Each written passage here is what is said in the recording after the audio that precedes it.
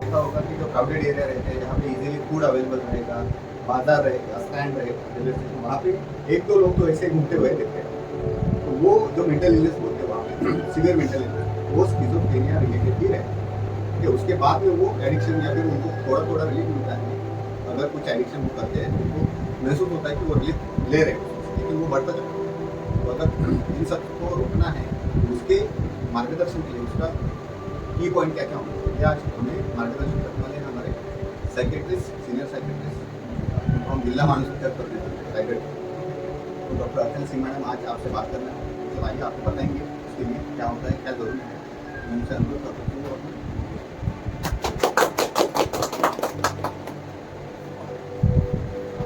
अभी इन्होंने मानसिक इसके बारे में आपको बताया, लेकिन सबसे पहले मैं आप सब लोग को एक बताना चाहती हूँ कि 1416 करके एक हेल्पलाइन नंबर शुरू किया है इंडिया गवर्नमेंट ऑफ इंडिया ने, और वो टेलीमानस करके नंबर है। वो नंबर का आप लोगों के पास भी अगर मोबाइल है तो आप लोग भी यूज़ कर सकते हैं, और आपके किसी भी यूनिट को और कोई प्रॉब्लम है तो वहाँ पे आप उस नंबर पे कॉल कर सकते हैं। ये इम्पोर्टेंट बात है। तो वो उसमें एक फ़ायदा ये है कि ये नंबर पे कॉल करने के बाद आपका आइडेंटिटी मतलब कंसील रहेगा, मालूम नहीं चलेगा, और जो आपको एडवाइस होगा वो मिलेगी।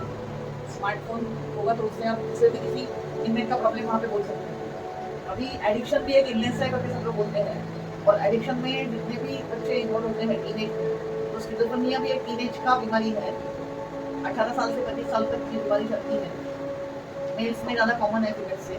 लेट ऑनसेट भी स्किज़ोफ्रेनिया हो जाता है, उसमें स्किज़ोफ्रेनिया में स्प्लिट पर्सनैलिटी या डबल पर्सनैलिटी होती है। और 24 में पूरे वर्ल्ड में मतलब स्किज़ोफ्रेनिया अवेयरनेस डे करके मतलब मनाते हैं, क्योंकि स्किज़ोफ्रेनिया के बारे में लोगों को थोड़ा बहुत पता चले। पूरे लोगों के ख्याल ऐसे रहते हैं कि कोई भूत प्रेत है, किसी और चीज़ की बाधा हुई है, कोई किसी ने कोई टोटका किया है, टोना किया है, लेकिन ये सब चीज़ें है नहीं। वो एक तरह का मेंटल बीमारी है और उसके ऊपर इलाज मिलता है, ये सब लोगों को बताना ज़रूरी है।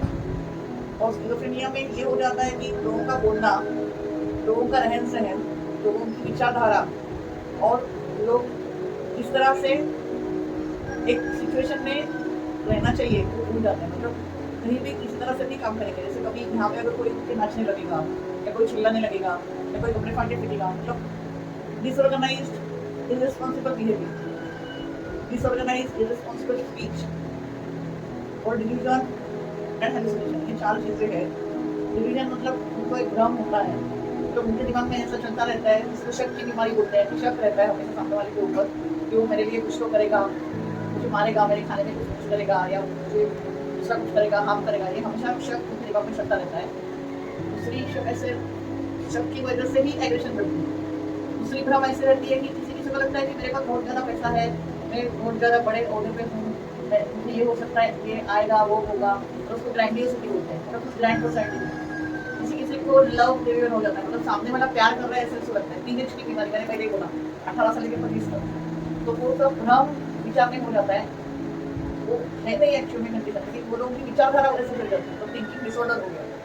कभी कभी कुछ लोगों को ऐसा लगता है कि मेरे मन का विचार सामने वाले के मन में आ रहा है, या किसी किसी को ऐसा लगता है कि सामने वाले का विचार मेरे मन में आ रहा है। फिर किसी किसी को ऐसा लगता है कि एक विचार यहाँ से जैसे रेडियो में ब्रॉडकास्टिंग होता रहता है, तो एक विचार मेरे मन में आया तो और 100 लोगों के लोग मन में चला गया। तो इस तरह के अलग अलग थिंकिंग के जो डिसऑर्डर्स है वो कम्युनिकेशन में दिखेंगे।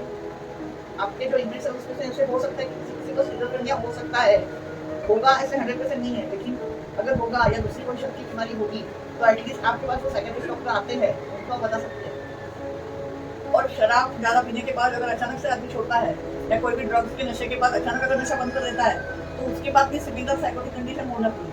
तो अगर वो इतने तक सीमित है, बाद में ट्रीटमेंट के बाद अगर कुछ प्रॉब्लम नहीं है तो वो ड्रग विड्रॉल की वजह से है, लेकिन अगर ट्रीटमेंट के बाद भी उसका बिहेवियर अजीब तरह से है, वो दूसरों में घुल मिल नहीं रहा है, उसकी मतलब नहा नहीं रहा है टाइम पे, कपड़े ठीक से नहीं पहन रहा है, अपने में रह रहा है, लोगों को समझ नहीं रहा है, तो आप लोग को एटलीस्ट साइकियाट्रिस्ट को बताना बहुत जरूरी है कि ये कुछ तो उसको प्रॉब्लम है। भले आप लोगों से डायग्नोसिस ना हो, लेकिन एटलीस्ट आप लोग को ये पता चलना चाहिए कि इसको ये बीमारी है। जैसे डायबिटीज के बारे में पहले लोगों के कुछ गलतफहमियां होती थी, वैसे स्किज़ोफ्रेनिया के बारे में भी बहुत सारी गलतफहमियां हैं। लेकिन गलतफहमियां दूर करने का काम आप अभी एक मतलब एडिक्शन सेंटर में काम कर रहे हैं, इसके लिए आप लोगों की जिम्मेदारी बनती है।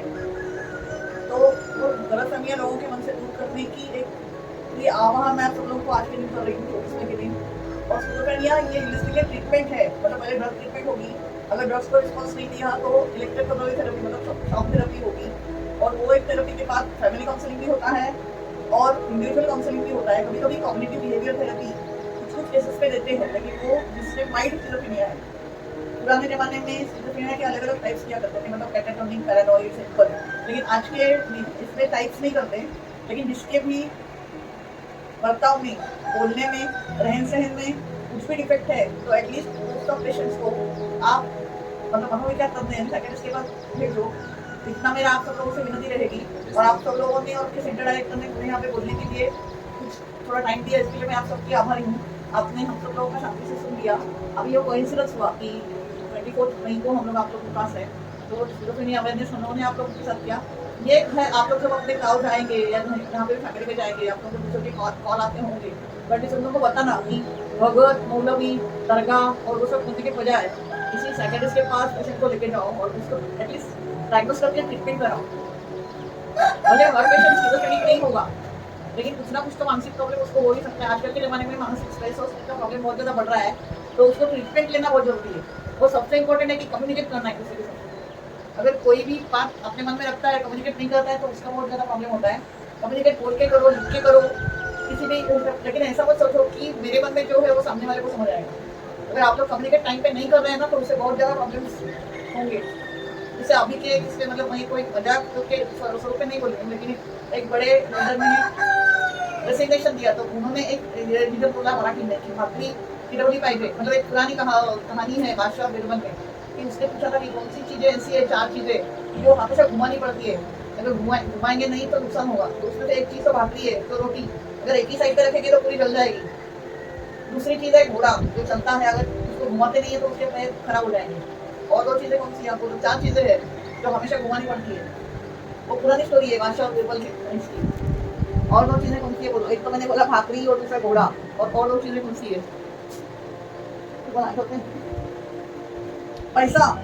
अगर पैसा एक ही के पास रहेगा तो वो सड़ेगा, उसको कुछ फायदा नहीं है, उसको घुमाना ही पड़ेगा, बराबर है ना? जितना घूमेगा उतना पैसा बढ़ेगा। और कौन सी चीज़ है? ज्ञान। वो भी अगर घूमता रहता है, एक से दूसरे को जाता है, तो ही अच्छे से रहेगा, नहीं तो सड़ेगा एक ही जगह पे। तो वो मतलब कोई भी पोजीशन आप लोगों के पास है, जो भी आप कर रहे हैं, वो घुमाने की जरूरत रहती है हमेशा। मतलब एक ही सोच में मत रहना, ये मेन है। और सामने वाले की तरफ एक अलग तरह से, अजीब अंदर से मत देखना। अगर उसको एडिक्शन का भी प्रॉब्लम है, स्किज़ोफ्रेनिया का भी है, या डिप्रेशन का है, या कोई मेंटल इलनेस का है, तो उसकी तरफ देखने की नजरिया को बदलो। ये सबसे इम्पोर्टेंट आज का मैसेज है। बाकी अगर आप लोगों को कुछ सवाल पूछना है पूछ सकते हैं, नहीं तो हम लोग को जो बताना था हम लोगों ने बता दिया। तुम्हाला काय बोलायचं करू मॅडम थँक्यू, तुम्ही आम्हाला तुमच्या नॉलेजमध्ये भर टाकला आम्ही आज तुमच्याकडे काम करतो आणि तुमचे खूप धन्यवाद. या ऑफिसमध्ये आज ऑडिट लागलं, पण आज कोइन्सिडन्स की 24 तारखेला तुम्ही आलात आणि आम्हाला मार्गदर्शन केलं, त्याबद्दल संस्थेप्रमाणे आमच्या सर्वांचे आभार मानतो. धन्यवाद. क्या प्रश्न आहे? कोई सवाल पूछना है तो पूछ सकते हैं। लेकिन 2 सजेशन मैं दूंगी, मतलब मैं हर जगह पे देती हूँ कि तुम लोग अपना ड्रॉप बॉक्स रखो। ड्रॉप बॉक्स में चिट्ठियाँ डालते रहो बिना नाम की, और 15 दिन के बाद या 8 दिन के बाद जैसे आप लोगों को समय मिलेगा, बैठो, ड्रॉप बॉक्स खोलो, और वो जो भी प्रॉब्लम उसमें निकलेगा उसके ऊपर सोल्यूशन दे दो। एटलीस्ट पब्लिक जिसका होगा उसको सोल्यूशन मिलेगा और रिलेशन हेल्दी रहेगा। और उसके साथ तुम लोग को भी आपस में मीटिंग करते रहो, क्योंकि किसी और का प्रॉब्लम हम लोगों को आसान लगता है और हम उसको सॉल्व करते हैं। और आप लोगों का आपस में कम्युनिकेशन आप लोग अच्छा मतलब बढ़ाओ, क्योंकि उससे गलतफहमियां कम होंगी। कोई भी जॉब करेंगे तो मतलब नॉर्मल भी पर्सन है, मेंटली इल भी है, और जो भी है।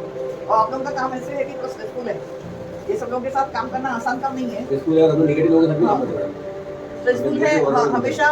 आप कितना भी काम करेंगे, जो आपको पॉजिटिव फीडबैक चाहिए वो फीडबैक इन लोगों से उतना नहीं मिलता है। इसके लिए आप आपस में ही एक दूसरे को अप्रिशिएट करो, एक ड्रॉप बॉक्स रखो, अपने ही कुछ अलग अलग से तरीके निकालो जिससे आप लोग का एंटरटेनमेंट हो सकता है। अगर आप लोग मेंटली स्टेबल और खुश है, तभी आपका काम प्रॉपर्ली कर सकते हैं। इतना तो आप लोग समझो। Thank you.